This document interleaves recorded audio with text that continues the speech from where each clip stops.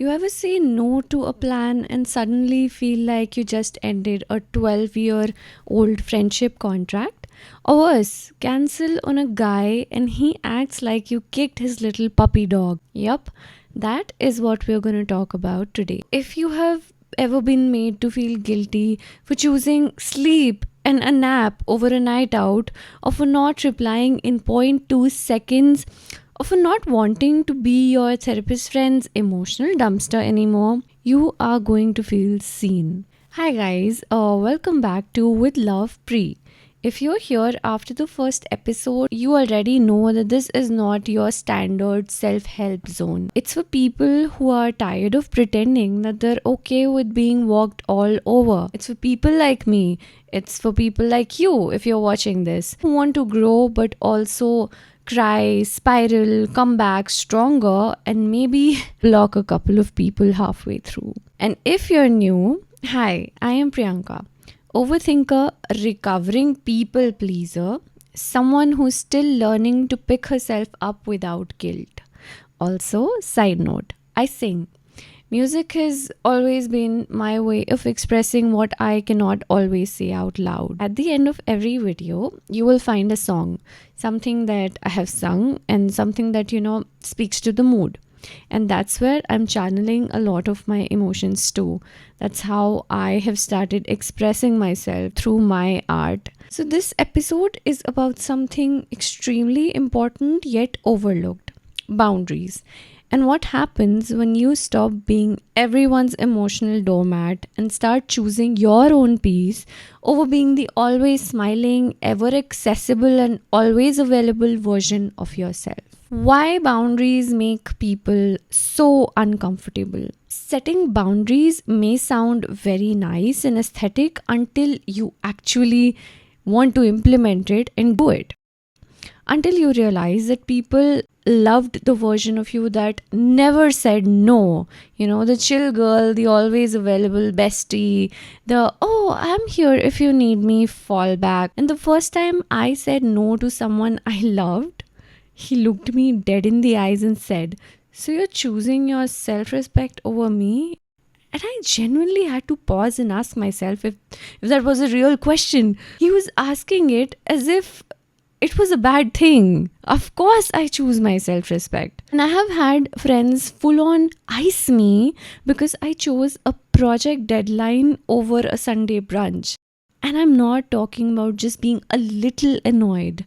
I'm talking dead ass sarcasm, cold shoulder, and that one passive aggressive text. "Oh, we just thought you would prioritize your real friends." Bro, I really just needed a good sleep. I was sleep deprived. I should not even be explaining this to you. And then comes the guilt hangover. It's so real. The guilt, it comes free with every boundary that you set. You say no to one plan and then lie awake wondering if you have ruined the entire friendship. You skip one trip and suddenly feel like you have committed some social crime. I once turned down a weekend getaway and got hit with, "Oh, it must be so nice to be able to say no." And let's not even start on dates. I have said yes to going out when I wanted to do nothing more than just curl up in my blanket and binge watch The Office for like the 99th time just because I did not want to seem mean.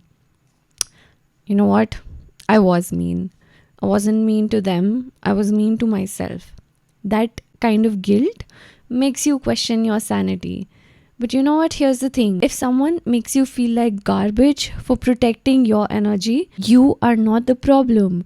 They're just mad the vending machine stopped giving out free emotional support and emotional candy. So here are a few personal boundaries that I have started setting, and maybe you can try these out too. I no longer reply to texts with a sense of moral urgency. If it's not an emergency, it can wait. Even if it's work, it can wait. I have started declining calls with zero guilt. I do not even put in the effort to decline the call. I just let it ring. Just because my phone is ringing, it does not mean that I owe you my time. My time is really precious, trust me. I stop dragging myself to events out of sheer FOMO. And if I show up, I really want to be there. If I don't, I'm probably just sleeping. I've stopped giving full access passes to people who treat me like a temporary boost. Basically, I stopped living on emotional autopilot. If you are feeling drained all the freaking time, you're not broken. You're just boundaryless. But don't worry, even I was. I still am. I'm still coping. What happens when they say that you have changed? Well, here is my opinion and my personal take. I have changed. That's the whole point, and thank God for that. Thank the Lord and the entire universe for that. There was a guy who used to ghost me for weeks and then pop up back like nothing had happened. Hey, I miss you. Can we talk? And I would literally drop everything to be there. Like some emotionally available Dora the Explorer. For what? So he could feel less lonely on a Wednesday freaking night? The moment I stopped entertaining that kind of nonsense, I became too distant and too cold. But guess what? Setting a boundary is not dramatic. Ignoring a boundary, that's the drama. People will call you arrogant, rude the second you stop setting yourself on fire to keep them warm. Let them call you cold. You are not cold. You're just healing. You're trusting your own self. You're respecting and loving your own self. You're just no longer heating leftovers for someone who never even brought anything to the table in the first place. So if you're watching this is what you can try. Number 1, say no. No follow up, no paragraph, no 3-day guilt trip, just simple plain no. Notice who disappears when you stop overextending yourself. Their silence is everything. Their silence is a review. Write down one thing that you're doing for others that's actually costing you your peace. Now stop doing that. Don't want them, just stop. And the next time someone gets mad at your boundary, say, wow, thank you, noted, and then carry on with your life. No debate, no arguments, just carry on. If they're mad you changed, just ask yourself, who were you before? And why were you okay being that version? And if you are currently in that phase where your no feels heavy, your peace feels unfamiliar, and your social battery has a 3-minute lifespan, it's not a crisis. That's just you recalibrating. You did not lose people. You lost roles you were performing. And now you're finally playing the lead in your own story. Main character energy. So, now my favorite part. The song. Today's song is Kashmir by Shreya Ghoshal. And no, it does not match the theme. Well, in some way it does. Borders. Anyway, it just matches the mood. And it's one of my favorite songs. Well, music has always been how I process my feelings. And I hope it holds you the way it held me. But before that, let me just say, you would want to stay for the next video, because we're getting into you wanted them to stay, they left. Now what? We're not chasing anymore. We're not collapsing. We are confronting outright. And I'll see you there. With love, Pri.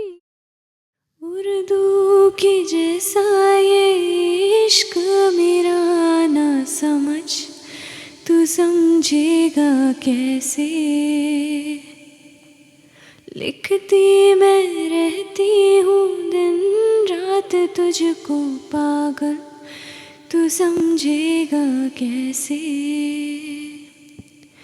इतना है शोर यहाँ इस शहर में इश्क मेरा संभालेगा कैसे